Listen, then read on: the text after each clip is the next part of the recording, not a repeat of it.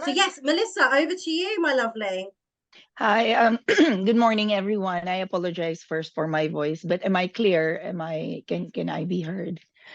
All right. So thank you very much for this opportunity. And I will be presenting. It's like based from my own experience, but allow me to greet first each and every one of you. Happy International Women's Day. And I'm really very excited because probably I am the first Filipino to be a guest speaker for the Kent Invicta Chamber of Commerce. And also allow me to start I my talk with a confess. little Make bit it of a banter. bash. Mhm. So all the women, if you can just unmute yourself, or if you just want to say it mutely, say, I am beautiful. If you can repeat it after me.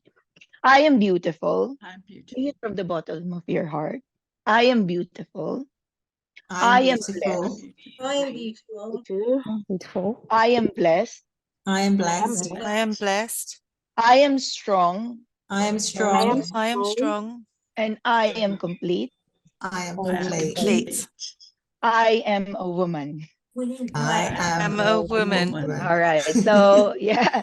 So it's just a bit of, just to set the mood for International Women's Day, because I believe that each and every one of us, we have our own, I call it a superpower, you know. And coming from the Philippines, I remember when I first started my role for Martello Building Consultancy, it was really against all odds. Against all odds. Why? Because number one, I'm not from this country originally. The second one, Filipino or Tagalog. Tagalog is like the dialect, but in reality, it's Filipino as well. Is my first language, and English is my second language. My course, even in our country, they're confused because it's interdisciplinary studies. And then, of course, I got my master's. I finished my doctoral degrees, but Doctor of Business Ad, but I didn't write my dissertation. So I have like so many hang-ups as well in terms of my education, because a lot of my friends or my colleagues or my classmates, they already got their doctorate degree, because I had I had a fight with, not a fight, but I argued with my panel for my dissertation. And just to give you a little bit of background, I grew up in the travel and tourism sector in the Philippines, and it is my dad who opened I call it a blue ocean. So back in the 1960s, he was the one who coined the word visa assistance that is used worldwide. Now, during the time, it was called paralegal assistance, but no one ever understood it. So that was his concern, because if you say paralegal in the Philippines, it doesn't sound nice. It sounds something that is illegal. Okay, so you would see the picture of my dad there holding a trophy. He was a multi-awarded travel executive. And this was taken, I think, in 1990, 1991. I had a speech delivered for him on his behalf. So when I was young, I was probably this one, 1985. So I also graduated from we call it kinder or casa in the Philippines. So my mom told me I should be a preacher. And when I delivered the speech that I'm gonna be a preacher, no one understood it. No one even clapped for me. I felt so sad, because someone stood up there. They said, "I want to be a doctor." They clapped. "I want to be the president of the Philippines." They all clapped, but no one clapped for me. I felt so down, you know. And being, I don't know, like 5 years old during the time, I was turning 6 during the time, I felt that it's it's so difficult, you know. But obviously, in time, I sort of like overcame that. So I live in the Philippines. I call it, I live and breathe tourism. I love publication. I love taking photos. By the way, I am holding in this photo, you would see it says Pampanga. It's one of the destinations that we have. And just so you know, I'm holding a 100-year-old mold, a cookie. It's like a cookie mold that this lady inherited from her ancestors. So I like also promoting different people. I love promoting different destinations. So that is my background. This lady, by the way, if you can see her, she is the sister of our president. So she used to be a governor of one of the provinces. So anyway, this is my background. I'm also an international scholar and things like that. I love collaborating with different brands. This one, so you can see it's a Philippine shoe brand. I also volunteer in the Philippines. This is part of our zoo crew.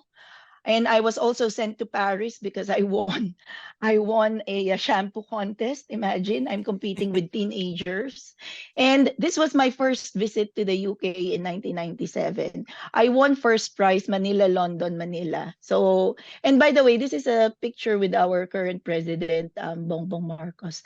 I also studied in Japan. We were also featured in the newspaper. So me and media, I love publication. You know, I've been doing so many slides for so many people, even for the police in the Philippines. So that is my background. So if you see me doing nothing that is highly how do I call it, impossible, but that is just my nature. And now having to start again. Having to start again, I call it's a restart. And I've also researched that a lot of women who are just like me. By the way, I am turning 45 this June. So they call me, or they call people who are like me, an old new mom again. Now, why am I an old new mom again? Is because I have two daughters in the Philippines. One is 22 years old, the other one is turning 16. So I sort of like restarted my life with my British partner Andy. We call him 007, by the way. And it was only during when Summer, that's my daughter there, started uh, primary school when I actively took part as business development manager for Martello Building Consultancy. And in reality, the journey, I don't want to say that it was easy, but it was challenging for me. And I also believe that there are a lot of women who are like me, whose partner is in the construction industry, just like my lovely friend here. Her name is Aigun. So this was taken during one of the recent WIBN networking event in Canterbury. Um, Her husband's name is Hakan. They do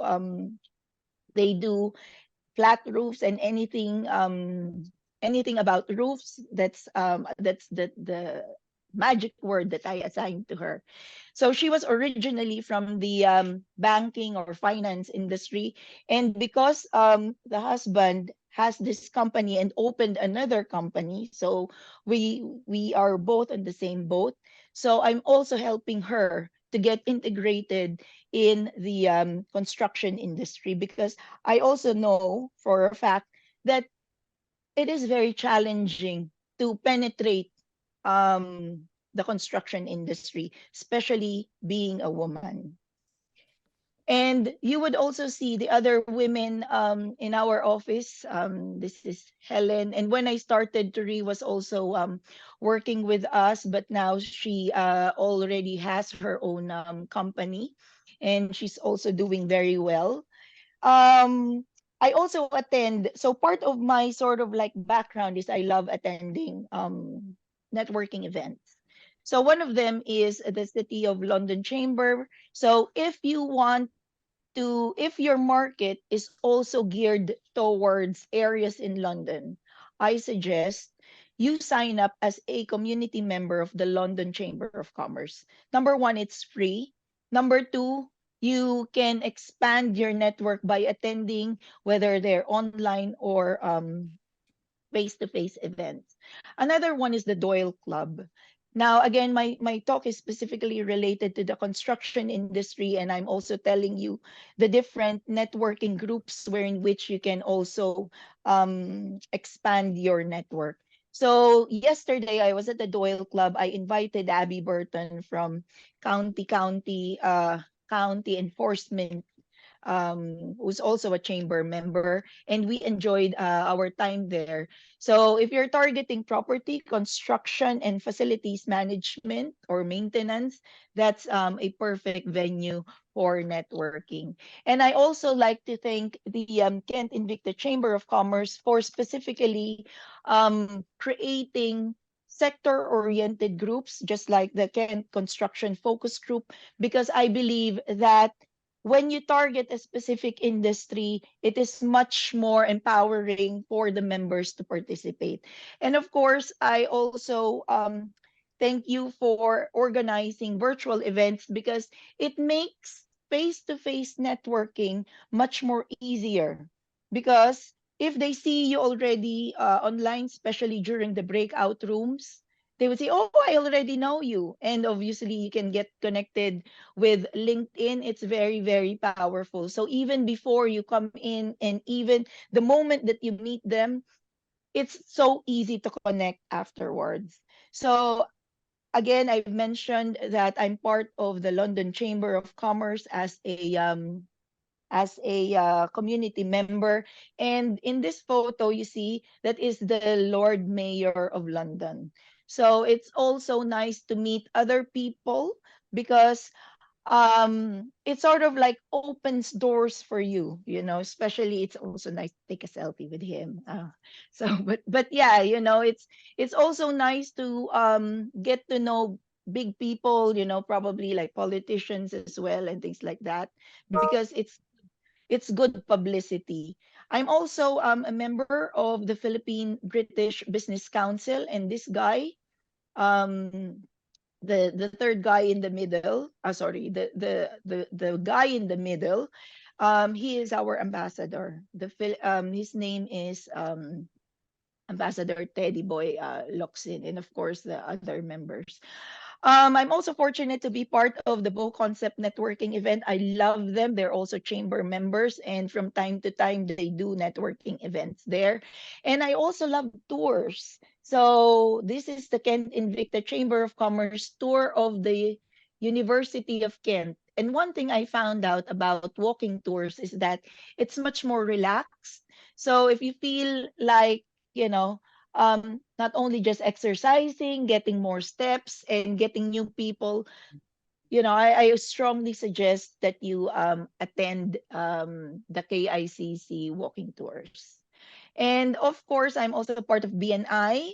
I know some of the some people are really not into like tight networking, but I enjoy it. I feel like we are classmates for our chapter. I'm part of the Ashford chapter, and how I also started with me learning things about the UK is Andy made me a member of the Rotary Club. So I am part of the Rotary Club of Folkestone. We do so many events as well and fundraising. And hopefully this June, we will be having cocktails and conversations at the Rock Salt. So it's a networking event for the and a fundraising event for the Rotary Club. And of course, one of my favorite, even I attend as a visitor, the Women in Business Networking. It's really empowering when you surround yourself with other women as well. And this is for the Institute of Directors. I'm part of their property and investment group. So if you want to also attend their group, they have also like specific groups that is sector led. So a lot of people who ask me, Mel, how do you do all of it? Okay. So I said, my secret is a selfie. I know sometimes it's boring, but how I define the word selfie for this presentation is number one, what I did a skills survey. So I asked myself, what do I do best other than take photos and chat with people? Because I cannot sing, I cannot dance, I cannot cook. But what I found out is that everything can be learned. And I also have this sort of like program. What if we can do this? Because if you use the phrase, what if, and then add, we can do this, it turns everything into positive. So, just so you know, I also tried to, try to check my skills, because I just believe that if I do self how do I call it? It's like introspecting. What I can do for other people. I think that is really also very powerful. And I also had to retrain myself, with the industry. So how did I do it? I started with education. So how did I do it? I went to our website, I studied all the terms. I tried to do competitive analysis with our competitors. I checked what is the sector all about. What is the construction industry all about? So I also attended several CPDs, so continuing professional development courses. So even online, offline, I try to attend as much as possible. I even do site visits with Andy, because I believe that I would also learn from how he did it and things like that. So that is for the education part. The next one is that I liaise with people in the industry. I just keep on connecting. I keep on connecting with people. I keep connecting with them on LinkedIn. Why? Because I also found out that persistence itself beats the smart ones. No matter how smart you are, but if you are not persistent, you are not consistent with what you're doing, you know, at the end, you will still fail. But if you are very persistent, I believe that it is one of the keys. And also, it may not be, because there are some people, I just feel that when you do networking as well, they are not open probably to what you're offering, but it doesn't matter. What is important is that you also hear from what they're talking about, what their concerns are, because usually the more you hear them, the more opportunity that you will have for you to sort of like tweak it, or probably maybe help them as well with certain concerns that they are looking for. So another one is, so where am I? Oh, I think did I skip? No. Okay. So the other one is, you have to focus on your network. So now because I have like so many networking groups, what I now did is that I have a hit list. So every time KICC sends a list of people, I would print it out.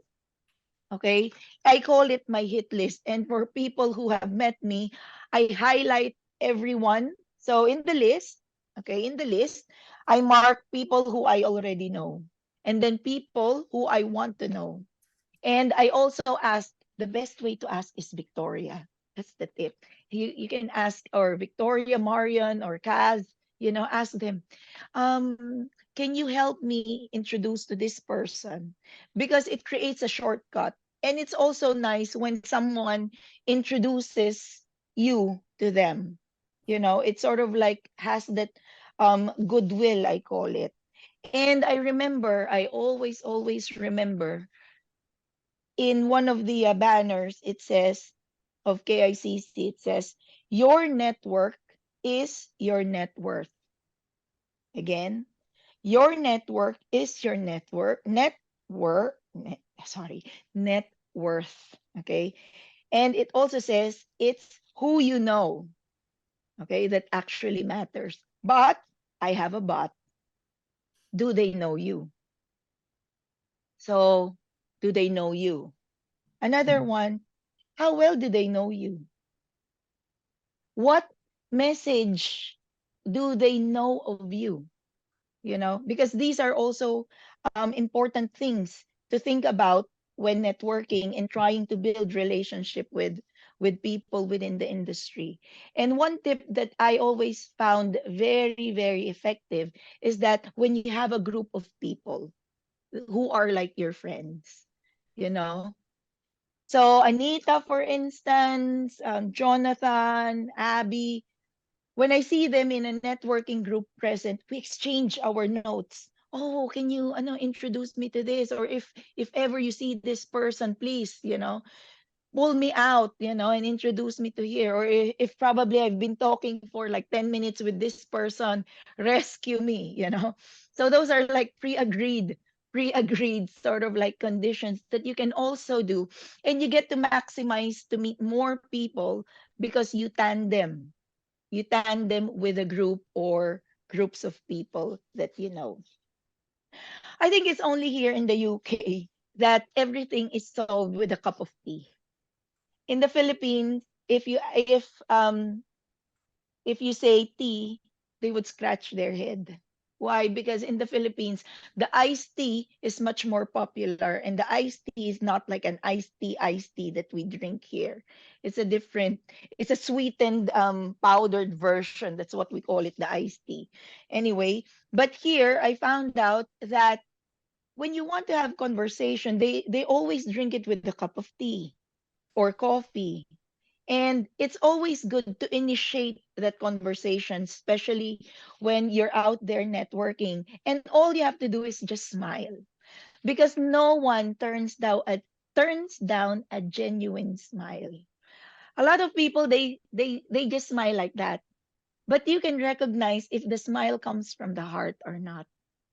So me, I love to smile. And by the way, when you smile, when every time you smile, it gives you endorphins. It makes you look prettier when you smile. It removes all your wrinkles when you smile. So, ladies, always smile. And even when you're mad, also smile. When I get angry with my two daughters, I smile like this. And I will tell them, later we will talk about it, not here. So they already know I'm so angry because I smile like this. Right? So it's really important, to initiate those conversations. And of course, for the letter E, you must, with everything that I've said, at the end, our goal is to establish relationship. Because people, our company is based on people. And people buy people. If they like you, you know, if they like you, there is a higher tendency that they would use you, or they would avail of your services because they know you, they trust you, they've seen you. And for me, it's always very important, the relationship, the bond that you have. And every time I take a photo, you see this photo here, I love it. It's like we're one big happy family, but it was taken in Go concept, you see. So after the event, you feel like, oh my gosh, I'm so welcome. It's like I know them very well already. And every time you do it, just you can just feel warm, you can just feel embraced. It's like, oh, it's like a family, a person or a friend that you haven't met yet, but now you meet. Let's do business, let's do something good, let's do something great. So for me, I think that's my presentation. And I always say, seal it with a selfie. So if you see me, I ask you, can we do a selfie? Please have a selfie with me. I think it for me, that's my moment with you.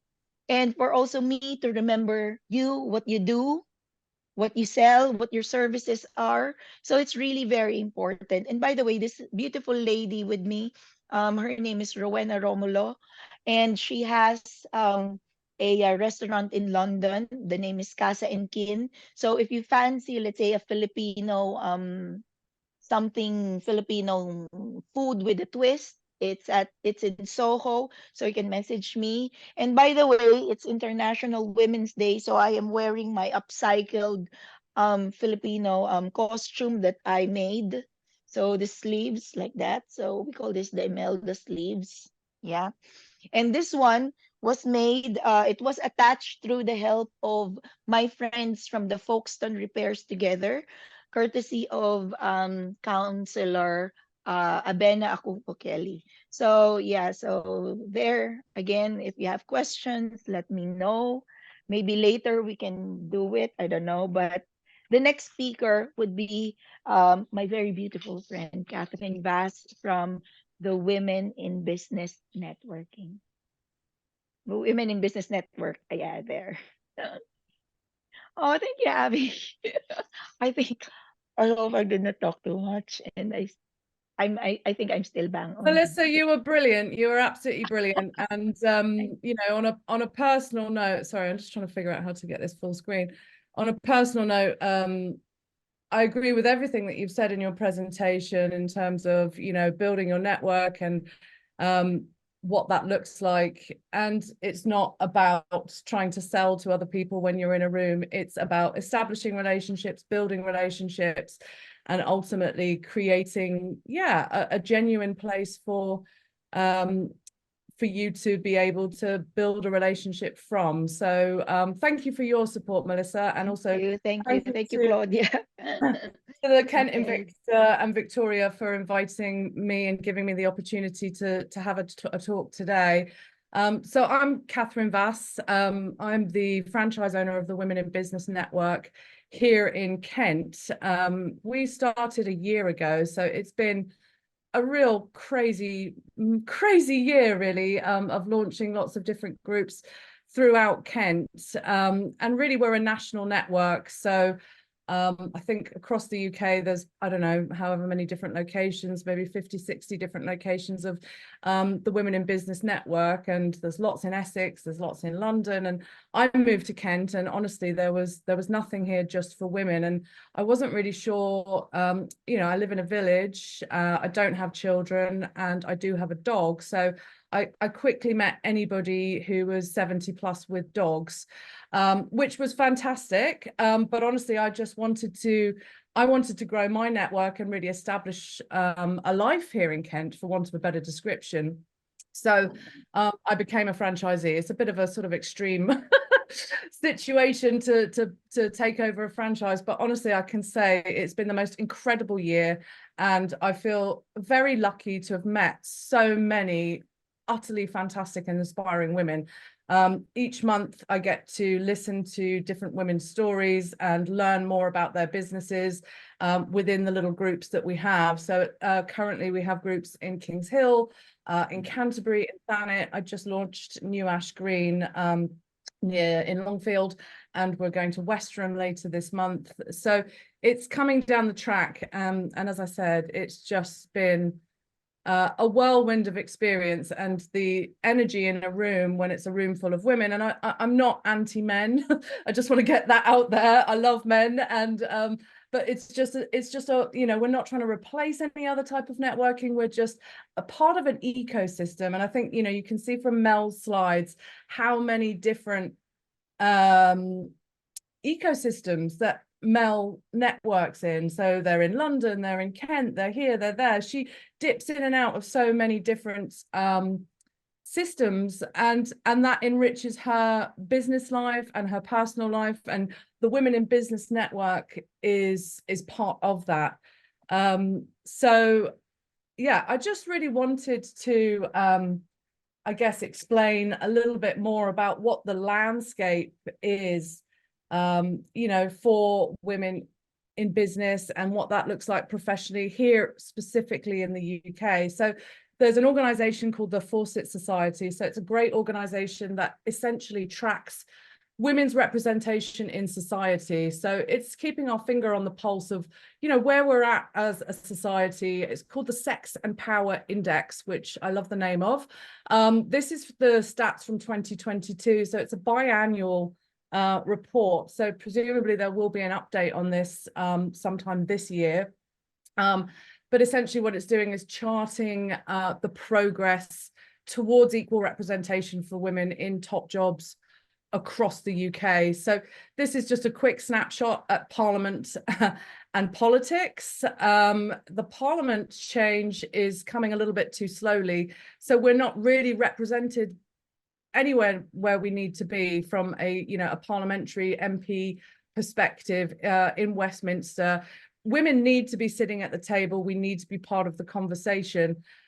So, you know, the Women in Business Network at a local level, on a one-to-one group, we're about facilitating and building relationships with women, for women, by women. and that is, it is important. It's an important part of confidence building, and we'll come on to some of this stuff later. So yeah, so you can see it's a little bit more represented on the local government side of things, but overall across what the Fawcett Society have tracked, so 5,166 positions globally.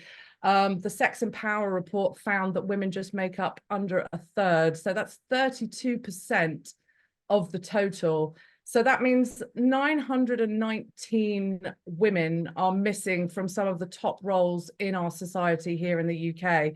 So we are underrepresented, and we are outnumbered by men to a ratio of 2 to 1 in the positions that essentially are shaping our politics, our laws, and our culture. So whilst this continues, the government sector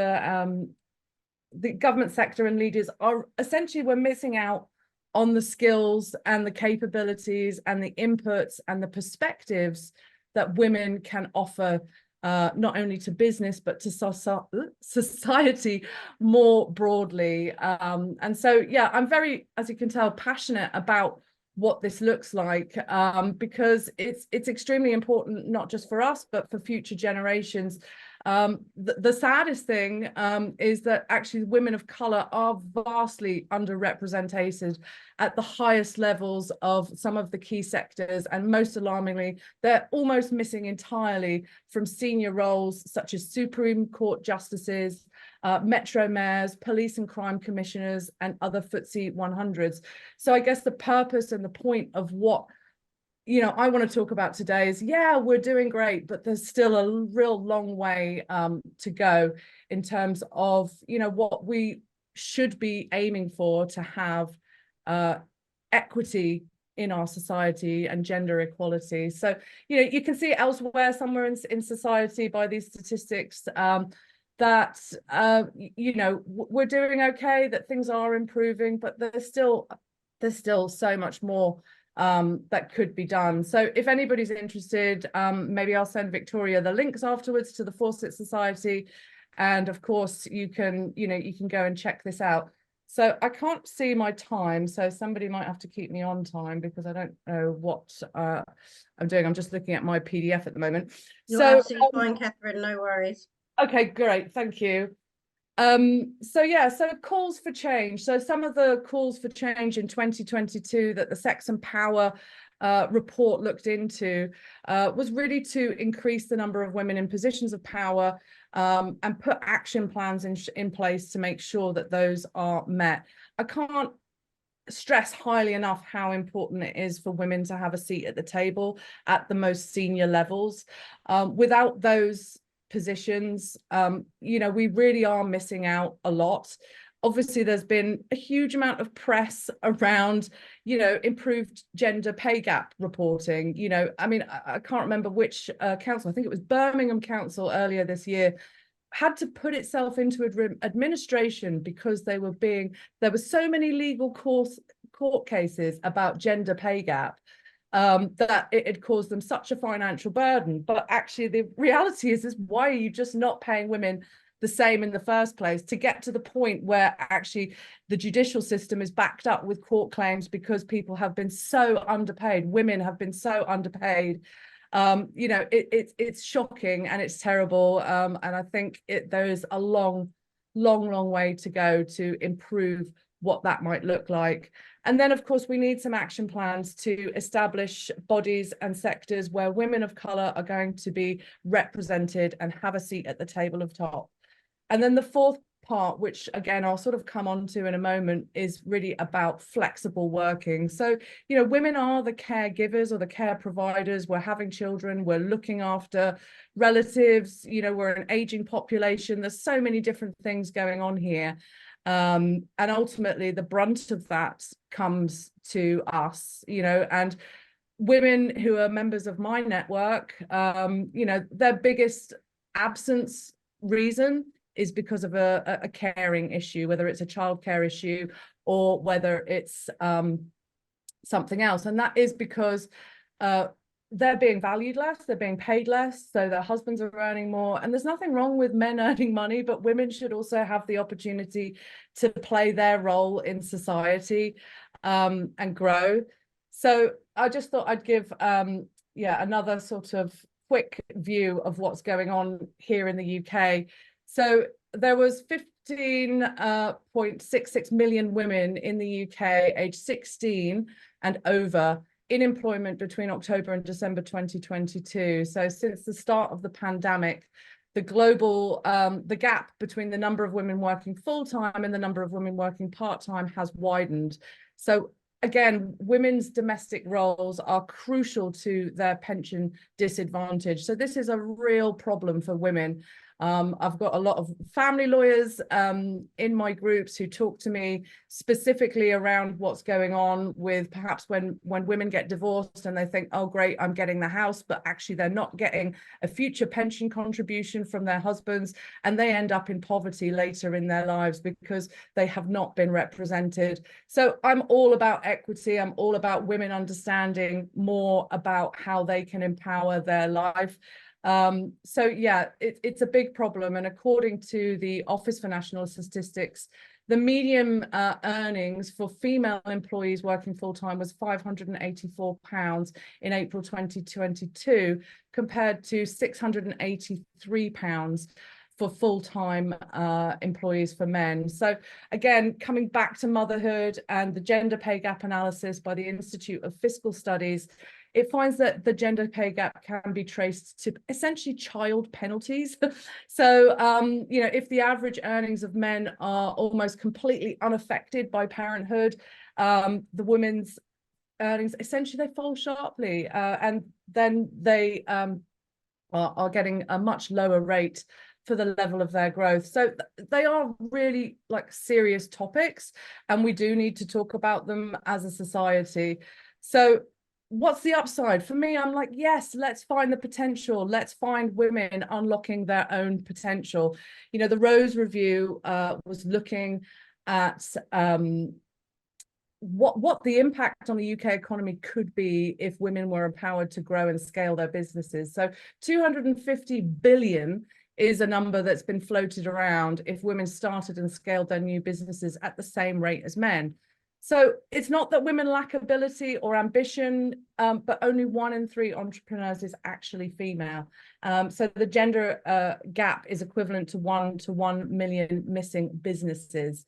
And female-led businesses are only 44% of the size of male-led businesses. So on average, in terms of their contribution to the economy, the male SMEs are 5 times more likely to scale up and turn over 1 million in turnover than female SMEs. And there's a huge lack of funding for female entrepreneurs. This is a sort of big bugbear. There is an ecosystem growing to help support women and unlock some of this potential, but these are barriers.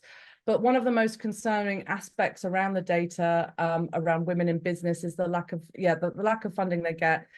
So we saw from the data that just 2% of all UK venture funding actually goes to female businesses. And then I don't have the stats with me right now, but we're talking about women's businesses performing way better as well in some instances, obviously. So yeah, these are some of the complexities and the barriers around what stops women developing their own businesses.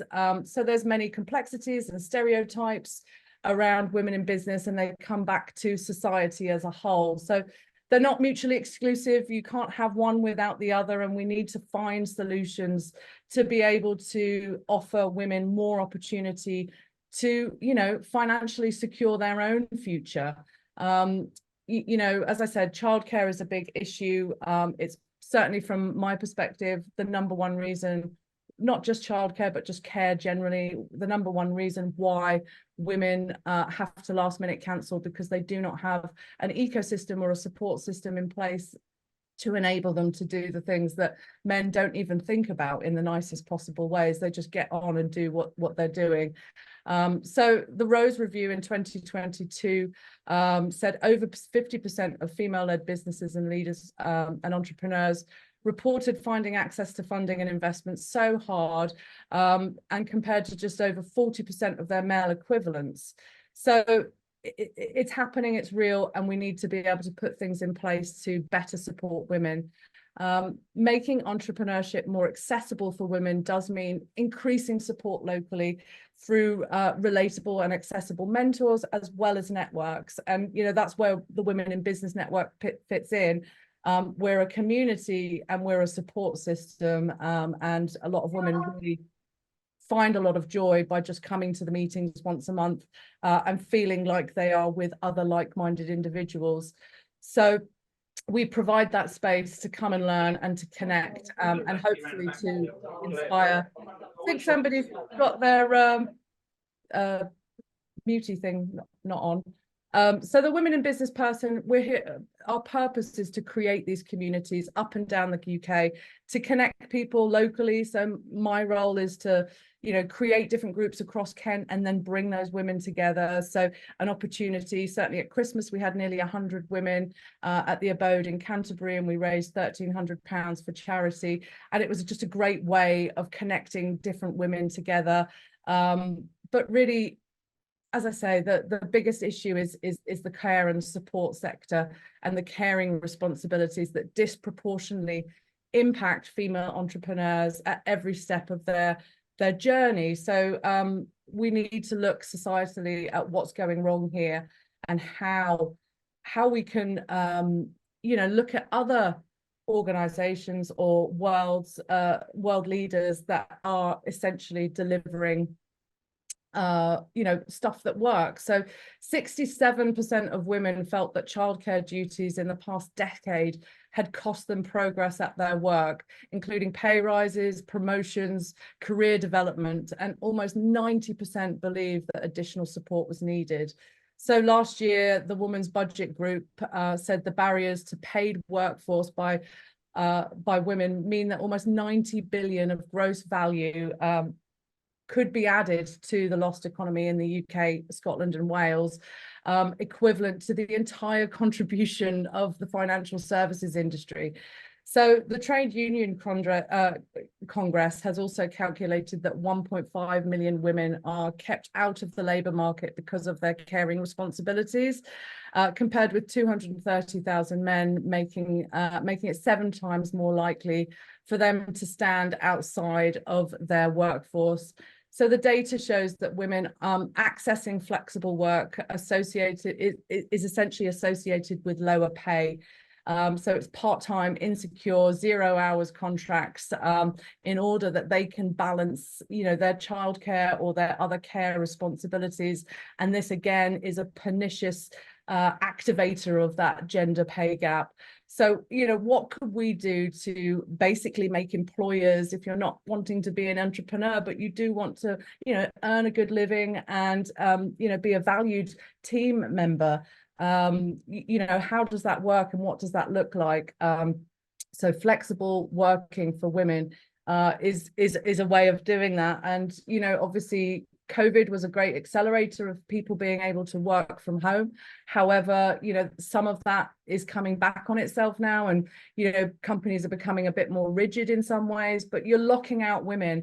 There was, I think I went to something with the FSB at the Canterbury University, and there was a lawyer there. He was a great advocate of working with women specifically, because he just said, you know, there was so much talent in the schoolyard, women who'd had careers, got away and had children. And as long as they do the work, as long as they are, you know, sticking to the timelines, they can do it whenever they want. So they fit that work around their schedule. And ultimately, that enables them to to earn money, to be part, you know, add money into their pension contribution, but at a schedule that works for them.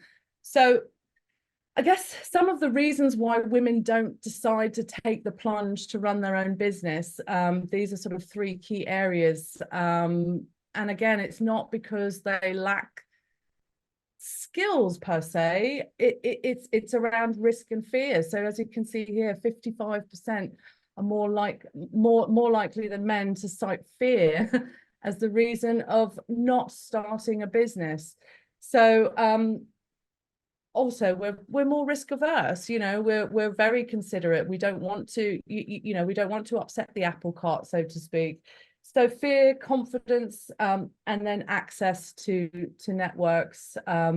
So what I would love to see and encourage is women to, you know, throw off the fear, live the life that they want to live, and put money in their own pockets, you know, not have to worry about what their old age might look like without proper pension contributions and things like that. And there's still a lot of work to do. So again, a lot of ladies, they like to come to the Women in Business Network because we offer a really safe, friendly, supportive, uplifting, inspiring environment to build and grow their confidence. So this is just a little quick snippet of representation in the media. My background is media and publishing, so I'm very passionate about women being represented. So the King's Global Institute for Women's Leadership did a study on representation, really around the voice of media coverage around the coronavirus. So it was a shame because this study was very disheartening. Women made up 15% of the well-known economist names. So that meant for every mention of a prominent female economist talking about financial matters and other such issues, there was 5 times as many male counterparts being mentioned.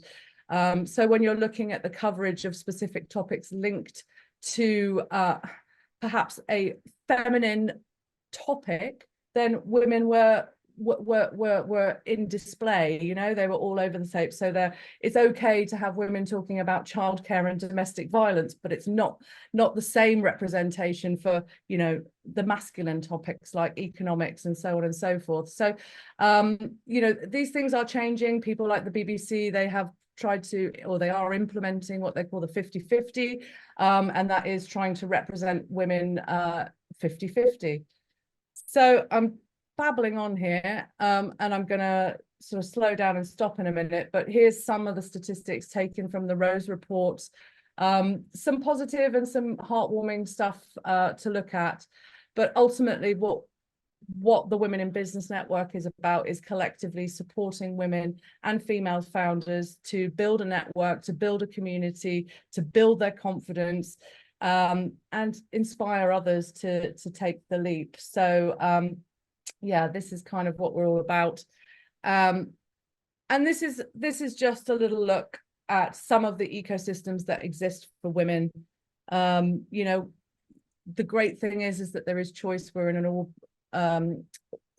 a society where there's lots of opportunities for you to figure out what's right for you and which networking works for you. You know, Women is absolutely delighted to be part of the ecosystem, but there's lots of stuff out there within your industry, within your sector, you know, banks supporting women more and more. So it is changing, obviously more to be done.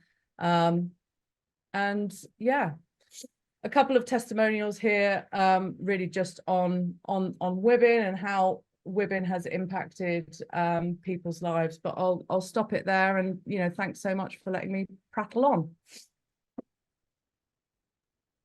Wow. I said, can I just say something? That was so wonderful. Thank you both so much. And you know what? It's been a really hard week this week. Not hard, but it's been busy. It's been busy. I think we've all had a hectic week. And honestly, I came in this morning and I was a bit like, oh my goodness, do you know what? Can't wait for this week. I'm so tired. Done all these events, done so much work. Had to do the housework, had to cook because they're all hungry, and was just not deflated this morning, but just a bit tired, you know, a bit tired. And guys, do you know what? You completely boosted me. I feel alive now. And that's why it's just so wonderful today, because especially, you know, speaking to you both all the time, is that how we can kind of, when we get together, we really do kind of build each other up. And you know, Melissa, you've been so supportive to me in particular, and boosting me as well. So I'm so grateful. Absolute superstar. In awe of all that you've been doing. And yeah, you are just like the networking queen. And loved when you were talking about the selfies, because yeah, I mean, selfies, people might think that, you know, it's silly, but it's really not. And I've learned that as well. It's just so effective. So thank you, Melissa. And Katherine, wow, you're like Beyonce. You're a power lady, honestly. Love the stats. Really loved you know, all the you know, the information. It was so informative. And you know, I think we do all talk, but you know, you've got the proof there. You've got the figures there to back, you know, to back it up. So thank you so much, Katherine. Has anyone got any questions for these wonderful power ladies? Unmute yourself, it's absolutely fine. I didn't see anything in the chat except for lots and lots of praise to you both. Or if anyone just wants to share anything on this special day, then please do feel free. Katherine, I'd love to I don't know, have an email of the slides. Some of them I just couldn't kind of get the statistics. Sure. I can't see who's actually saying that, but that's Sophia. Yeah. oh, Sophia. Yeah, I mean, a great one to look at. Unfortunately, they haven't refreshed the Rose review because unfortunately, Alison Rose lost her job over the Nigel Farage situation, which was yeah, we won't go into that, but the Rose review is a great place to garner information around women and women entrepreneurs. It was previously done with NatWest, but I think that's probably going to change. I think they're just kind of regrouping, but you know, at the Westminster level, there's a lot going on politically with different function groups, and actually from a regional perspective, there is a working group looking at how to support women outside of the capital cities on a regional basis to build entrepreneurs. But you know, we've got a great community here in Kent, actually made fantastic by the work that Victoria and Kaz and everybody else does at the Invicta, because it's such a welcoming space to go into. And I know that some of us are members, well, we're all probably members who are here, but it's for me, I didn't know anyone really in Kent when I moved here, and a year later I just feel like I know so many women, and it's fantastic. And it's all down to, you know, being supportive of each other, and that's what it's all about. There's enough out there to feed everybody. We're not in competition. Exactly. Yeah, brilliant, Katherine. And Sophia, this will be recorded as well, so you'll be able to you know, go back on the website and have a look at that. And then I'll speak to Henry if he can, you know, attach the slides on post the event email that we send out. So yeah, leave that one with me, Sophia, don't worry. Thanks. Excellent. Anyone else would like to say a few words at all? Speaking about, you know, I've got the lovely Marion with us today, and Kaz, she did send her apologies. She would have loved to have been here, but yeah, she's our chamber celebrity, and she's doing interviews and speaking. But Marion, you're here. Would you like to say a few words to everyone? Yes, I would. First of all, I would like to wish you, on behalf of everybody, Victoria, and all the ladies tonight at the presentation, we wished you all amazing good luck. We hope that you all do well. But Victoria, you're our global star as well. So we, on behalf of the Chamber, I wanted to wish you great success, and we'll all be rooting for all you lovely ladies. Oh, thank you, Marion. Yeah, no, yeah, wishing everyone luck tonight. But do you know what? More than anything, we're just going to have such a great evening, aren't we? We're just going to have such a brilliant time. So so it will be absolutely fab. So yes, before I love you and leave you, anyone else would like to say anything at all? I'd like to say something, if that's okay. Tina, I saw your face. That was making me smile. It's like you were so inspired by it all. It was lovely. Oh, thank you, Victoria. No, I just wanted to say thank you to everyone. Happy International Women's Day. And then also, like, I'm at home.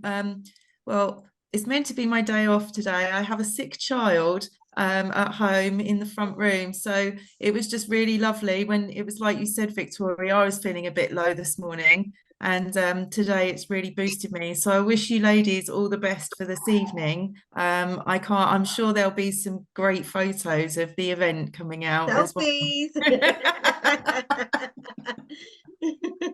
But thank you very much. It's actually my first Business Bites online today as well, so apologies I was slightly late. I was trying to figure out the Zoom because normally I'm face to face. So yeah, but it's been wonderful. Thank you. Wonderful. Thank you, Tina. So yes, any of you going tonight? See you later. Everyone else, then, you know, really looking forward to engaging with you a little bit more. Please get in contact with myself and Marion if you do need anything. And yeah, we're always here to, you know, support, and we're always here to support each other. So a really fantastic you know, webinar today. And thank you again to Melissa and Katherine, and I'll see you ladies later. But yes, have a wonderful International Women's Day, everyone. Thank you so much. Thank you.